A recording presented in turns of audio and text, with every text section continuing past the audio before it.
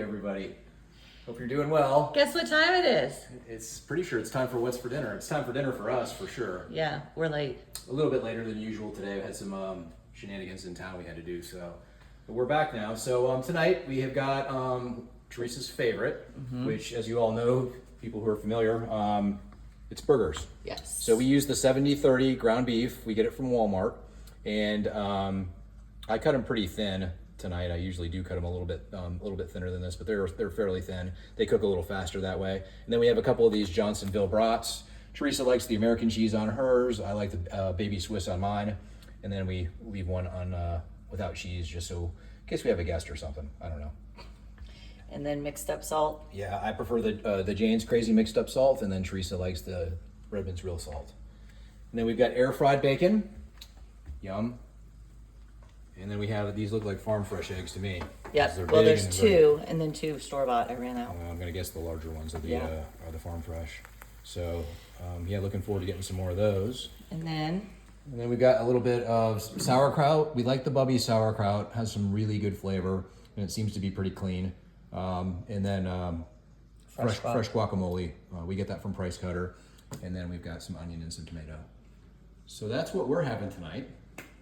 Looking forward to it. hey, so I have a question for you. Okay, hopefully I have an answer for you.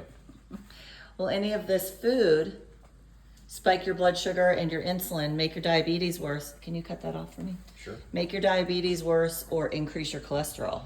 No. So starting with the last thing you said, the cholesterol, there is no study that cholesterol causes heart disease or contributes to it. So let's just put that out of our minds right now. And there's nothing here that's going to cause your blood sugar to spike. There's no carbohydrates that are of significance. And most of this is just fat and protein. So the goal with low carb, keto, carnivore is to avoid the whole insulin reaction that you get from food. So when you eat sugar, that's when you get an insulin spike, and insulin is what drives fat storage. So when you have an absence of sugar, there is no insulin response there. You don't have to worry about having that response, and instead you can take your fat out of storage and you can actually burn it. So that's kind of our goal here, is to clear it. Now a lot of folks they say, well, I don't eat any sugar, and I think Teresa gets this a lot, and we talk about this a lot. Sugar is not just Snickers bars and candy and the things that we traditionally think is sugar, like the junk food. Some of it can be other foods too, like oatmeal, pasta, bread, English muffins, bagels, rice, potatoes. You name it. And then there's a lot of foods too where they hide sugar. There's over 50 names for sugar that the FDA lets these food companies put into the foods so we don't know they're sugar. So you have to be very careful, and you have to educate yourself on the different forms of sugar as well. But in any case, we need to avoid the sugars, the simple sugars as well. So the junk food is a given, but a lot of people don't think they're eating sugar. Fruit, bananas, things like that. Or they'll say, we hear this a lot, Teresa hears it a lot too, is it's the good kind of sugar, Well, maybe so. Maybe it is cleaner than the other sugars if you're eating an organic banana versus a regular store-bought banana. However, your pancreas does not know the difference between the two. So your pancreas is going to respond to the sugar, or the fructose in the case of fruit, and it's going to start cranking out insulin as a response to that. Yeah. And insulin is going to block your ability to tap into your fat stores, and it's also going to drive those carbohydrates that you don't use for energy into fat stores. Yeah. So your pancreas doesn't care how the blood sugar got elevated. It's going to fix it. Just like the firemen get to a fire and they don't do an investigation first and ask for witness accounts and how it started. They put out the fire first. Yeah. So that's your pancreas. He responds to elevated sugar. He doesn't wait around to see if it was from your organic apple or ice cream. Yep. So, excuse me, your body can take the carbohydrates and the sugars that you eat, and if you don't need an immediate energy source, then it will drive this insulin will drive the sugar to fat storage, and your body will convert it to fat. Likewise, or vice versa, if you can tap into your fat stores, and let's say you're doing an exercise that needs sugar, so they call that like a high glycolytic exercise. So let's say you're running sprints, I love running sprints, or you're doing powerlifting or something that requires a strenuous burst of power and strength.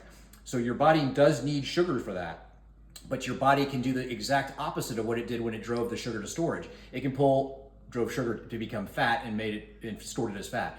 It can actually tap into that fat, pull it out of storage, convert it to sugar in the liver, and then it can use that for fuel when you're exercising. And that's what I love to do. I love to work out fasted, and not eating for like 24 hours, and then hyperdrive fat burning when I do my sprint workouts, and I like to do sprint workouts because I know I'm pulling my fat out of storage, and I'm going to be using that for energy. And just to be clear, not many of us work out enough to burn everything we've eaten that day. Even when you and I used to work out before kids at the gym, 2 to 4 hours a day. Because sometimes I would go in and I would lift weights for an hour and 15 minutes in the gym with you. And then I'd go teach an hour aerobics class. And then we would usually go to the racquetball court and play racquetball till about 9 o'clock at night. Yeah. We were still overweight. I was easily 35 pounds overweight. Yeah. You just looked inflamed and kind of swollen. You probably didn't have like a beer belly dad bod thing. But we were there at least 5 days a week for 3 hours at a time. I mean, we were young. We just it didn't matter. And so that you cannot outrun a diet. So I had a patient today, I'm going to do a case study on her tomorrow on Facebook, but her dad, she has PCOS, insulin resistance, very bad, and she's overweight. And her dad said, you just got to go to the gym more. And I was like, that gym is not for weight loss. No. Running is not for weight loss. You're just hurting your body like I did all those years. It can help. Don't get me It wrong. can help. Yeah, It's we for can lots of definitely- other things, yes. but not weight loss. Right. Mental and bone and muscle mass and all the things. But I just do the SMART training twice a week for 15 minutes. So I probably don't even burn off a whole banana, which is 27 grams of carbs. Yeah. Interesting. I have a little story to tell you. So going back to our old workouts back in Florida at the YMCA and whatnot, at some point while we were there. That's where we met, by the way. At some point, it was where we met, wasn't it? Yeah. So cute. Funny. When I was like 17 years old. Yes, you are. Wow. It's been a minute. Back to my story. Yeah. So before we knew anything about low carb, keto, any of that, before it was even a thing, I'm talking about back in, probably the late 1990s. or the mid 90s, probably the mid 90s. There was this weird fad diet that came along called Atkins diet, the Atkins diet. Well, And it had been out a while. It had been out a while, but we first heard about it, and so we were like, okay, let's try this thing, because the two of us had been, we couldn't lose weight, no matter how hard we worked out, and so I went on this Atkins diet, and we were eating the Atkins bars and doing all the whole thing, and I lost so much weight, and I had no idea why, but I felt bad because I didn't have anybody teaching me I needed to replace electrolytes, and I needed to do some other things that I needed to help stave off like the keto flu and whatnot. But I was in full ketosis, and people saw me and they're like, Mark, I've never seen you this thin before. And after a while, I couldn't do it anymore because I was like, this is just, and I also didn't think it was a sustainable thing. Right. So I stopped doing it and I put the weight right back on. But in any case, it was just interesting because that was actually, we were in ketosis. We were technically doing low carb. We had no idea it was low carb. We didn't even know at the time that carbs and insulin had anything to do with it. But we did it and we lost weight and it actually worked. Yeah. So anyway, that's just an interesting aside. Yeah. I remember doing it starting out, and we were on our ways to a Tampa Bay Rays baseball game with friends. We were in the back of their truck, and I was crashing because my body didn't know what to do.